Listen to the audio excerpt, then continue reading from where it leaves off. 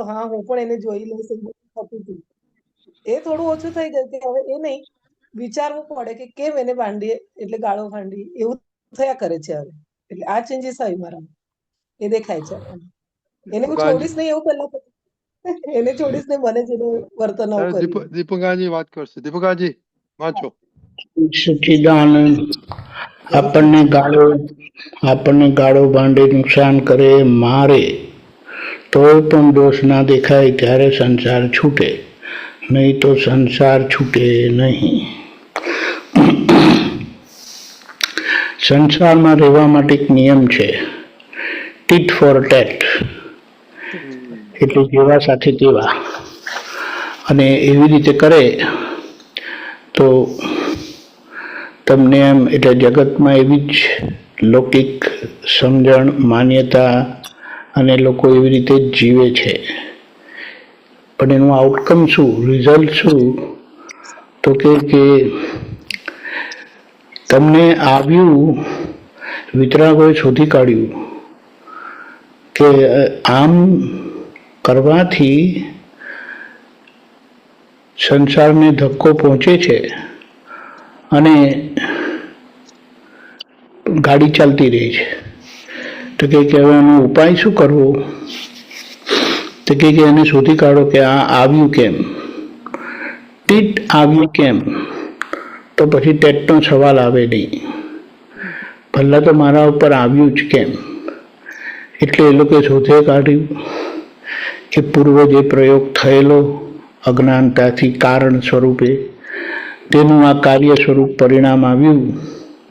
હવે જો આજે એને સ્વીકાર નહીં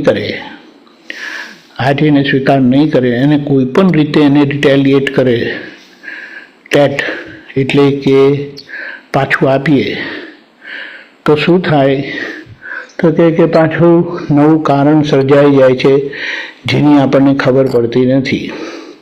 અને ત્યાં વિતરાગો શોધી નાખેલું કે પૂર્વ પ્રયોગથી આજનું પરિણામ છે, પૂર્વ પ્રયોગ કારણ સ્વરૂપે જે અજ્ઞાનતાથી થયેલું તે આજે પરિણામ સ્વરૂપ આપણું જીવન છે, જેમાં કોઈ ગાળો ભાંડી જાય છે, કોઈ નુકસાન કરી જાય છે, કોઈ મારી જાય છે, છેતરી જાય છે. આ જે બધું થાય છે, મદદ પણ કરી જાય છે, બચાવી પણ જાય છે, તો એ પૂર્વ થયેલો પોઝિટિવ કે નેગેટિવ પ્રયોગનું પરિણામ છે. આજનું પરિણામ એ કારણ છે પેલું. તો કે આજે હવે અહીંયા કારણ કે આ સુખ આવીને જાય છે અને સંસારનું દુઃખ આવીને જાય છે, એટલે સુખની માન્યતા કરે, કલ્પના કરે તો એ દગો દે છે એમ કે. અને દુઃખ તો આવે પસંદ નથી જ લોકોને. એટલે દાદાએ કીધું કે ભાઈ તમે સુખની દુકાન ખોલજો તો એટલીસ્ટ તમને સુખ આવ્યા કરશે. પણ દુઃખ સામે જો અપાયું તો એ પાછી દુઃખની પરંપરા ઊભી રહેશે, એટલે સંસાર ચાલતો રહેશે. એટલે જો સંસારથી છૂટવું હોય તો કોઈ ગાળો ભાંડે, નુકસાન કરે, મારે, છેતરી જાય, કંઈ પણ કરે તો હવે તમારે એમને દોષિત જોવાના નથી. એટલે એક કર્તા છે, દોષિત જોવામાં ભાગ જે ભજવે છે તે એ લોકો કરે છે એવું માનવું, તે આપણો હિસાબ કરતો નથી પણ સામા કરે છે એવું માનવું. અને કોઈ પણ રીતે એનો શું કહેવાય, એનો પ્રતિકાર કરવો. એટલે અહીંયા આવું કરવાથી પાછી એ પરંપરા સંસારની નોનસ્ટોપ ચાલુ જ રહે. એટલે જો જેને છૂટવું હોય તેમણે આ રસ્તો અપનાવી લેવાનો, સમજી લેવાનો અને જીવી જવાનો છે. એટલે વિતરાગ ભગવંતો, તીર્થંકર ભગવંતો અને જ્ઞાની ભગવંતો આ રીતે જીવી ગયેલા અને આપણને બોધ આપતા ગયા કે આ વાત સમજી લો અને જો સુખ જ જોઈતું હોય સંસારનું તો સુખ આપો બધાને, પણ જો એ સુખ દુઃખ ના જોઈતું હોય અને સુખે ના જોઈતું હોય અને કાયમનું સુખ જોઈતું હોય તો આ આપવાનો ધંધો બંધ કરી દો. તો જે હિસાબથી આવવાનું છે તે આવી જશે. સુખ હોય કે દુઃખ હોય પરિણામ સ્વરૂપ છે, માટે એમાં આજે કોઈ કરતા નથી, હિસાબ કરે છે અને એને સારી રીતે, એટલે એમ કે ક્ષમતા ભાવે એને સહન કરજો, ગમે તે રસ્તે સહન કરજો, પણ એમાંથી છૂટો. એટલે આ રીતે આપણને બહુ સરસ સમજણ આપી છે. અને આપણને તો આજે જ્ઞાન આપીને દાદાએ સમજાવી દીધું કે આ સુખ દુઃખના ભોગવનારા તમે નથી. એટલે ખોટી ટપાલ તમે લેતા નહીં. એ ટપાલ તમારી નથી, એ પોસ્ટ તમારી નથી, એની ડિલિવરી તમે લેતા નહીં. જેની ડિલિવરી છે, જેની પોસ્ટ છે, જેની ટપાલ છે, એને આપી દેવાનું, સોંપી દેવાનું કે ભાઈ આ તમારું છે, નહીં મારું નથી, મારું નથી. હવે એટલે આજે આ નામ ધરીને કહીએ કે આ તમારું છે, તો આપણે એને આગળની સમજણ પણ આપીએ કે આ ભાઈ તમારું પણ નથી. જે ગયા અવતારમાં હું કરીને અજ્ઞાનતાથી અહંકારી કરીને જીવી ગયેલા એ હું, એ આ વસ્તુ બાંધેલી હતી, વેતરેલી હતી. હવે એ વાવીને જતા રહ્યા. આજે હવે એ હું નથી, પણ આજે હવે તમે હું કરીને જીવો છો, અને જે પરિણામ તમારા નથી એને તમારા પરિણામ માનો છો અને હેરાન થાવ છો. કારણ કે કોઈ બીજાને વાગ્યું હોય તો આપણે સારી રીતે અસરમુક્ત રહી શકીએ છીએ. તેવી રીતે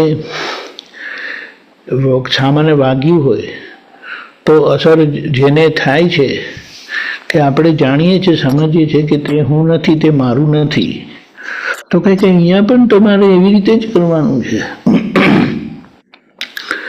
એટલે આ સમજણથી છૂટવાનો રસ્તો આપી દીધો. જેટલી અસર છે તે ફક્ત માન્યતાની જ અસર છે, તે રોંગ બિલીફની જ અસર છે. એટલે શુદ્ધાત્મા તો શુદ્ધાત્મા જ છે, એને આ કોઈ વસ્તુ લાગુ પડતી નથી, અડતી નથી, નડતી નથી, બાંધતી નથી. જે છે તે રોંગ બિલીફનું જ પરિણામ છે. રોંગ બિલીફથી ભટકામણ છે, રાઈટ બિલીફથી છૂટી જવાય. રોંગ બિલીફથી ઉકલતા વ્યવહારમાં હસ્તક્ષેપ થાય છે, રાઈટ બિલીફથી ઉકલતા વ્યવહારમાં વિતરાગ રહીને, અસરમુક્ત રહીને, છૂટા રહીને મુક્ત થઈ જવાનું છે. આપણે કહીએ પણ આટલી સામાન્ય ને ઇઝીલી બોલી શકીએ છીએ એનું કારણ દાદાએ જે સ્પષ્ટતા કરી આપી છે ને આપણને, હવે બસ એને વાગોળવાની જરૂરત છે. એ વાગોળ કરવાથી પછી એ સમજણ આપણા મનમાં ચાલ્યા કરશે. હવે મનમાં ચાલેલી માપ શું છે, તો આખો દિવસ એમાં ને એમાં જ રમણતા રહેશે. આખો દિવસ એમાં ને એમાં આપણી માથાકૂટ રહેશે કે આ શું થયું, આ શું થયું, આ શું થયું, કોને થયું, મને થયું, મને થયું તો મને ખબર પડી કે મને અસર થઈ, તો કે અસર થઈ તે હું નહીં. જ્ઞાન એમ કહે છે કે અસર નહીં થવી જોઈએ? ના, જ્ઞાન એમ કહે છે કે જે અસરવાળા છે એને અસર થાય છે, એને અસર થવી જોઈએ, કારણ કે બેરું નથી થઈ ગયું. બેરું થઈ ગયું હોય તો અસર ખબર ના પડે, પણ બેરું નથી થયું એટલે અસર થશે, પણ એ અસર મને નથી, એટલે એનું સુખ દુઃખ મને નથી, એ સુખ દુઃખ મારું નથી. હું આ પરિસ્થિતિનો, આ સંજોગનો છૂટાપણે જોનારું એવો શુદ્ધાત્મા છું. એટલે એ રાઈટ બિલીફથી પોતે મુક્ત રહી, જુદા રહી, અસર મુક્ત રહી અને જુવા સ્વરૂપે રહેવાથી એના પરિણામ આવી જાય છે, પણ પોતે પરિણામી થતા નથી. પોતે પોતાના શુદ્ધાત્માના સ્વપરિણામમાં રહીને મુક્ત થઈ જાય છે. આટલી સીધી સરળ સમજણ કોઈ કાળે હતી નહીં.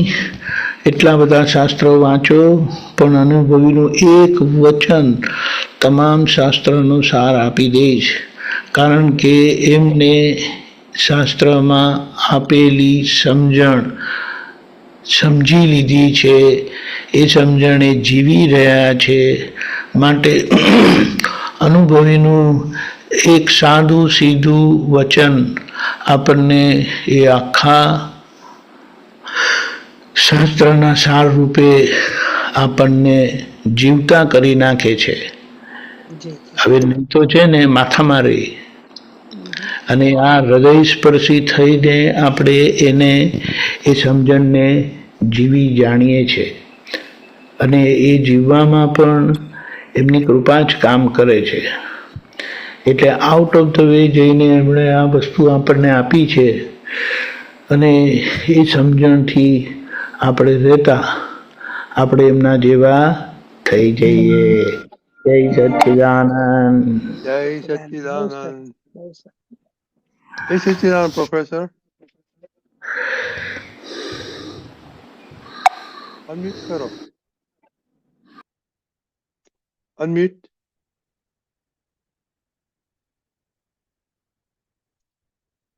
હા, હવે ઓકે. જય સચ્ચિદાનંદ. જય Sachchidanand. You can start. Okay. જય સચ્ચિદાનંદ. જય સચ્ચિદાનંદ. જય સચ્ચિદાનંદ. પ્રાતઃ વિધિ.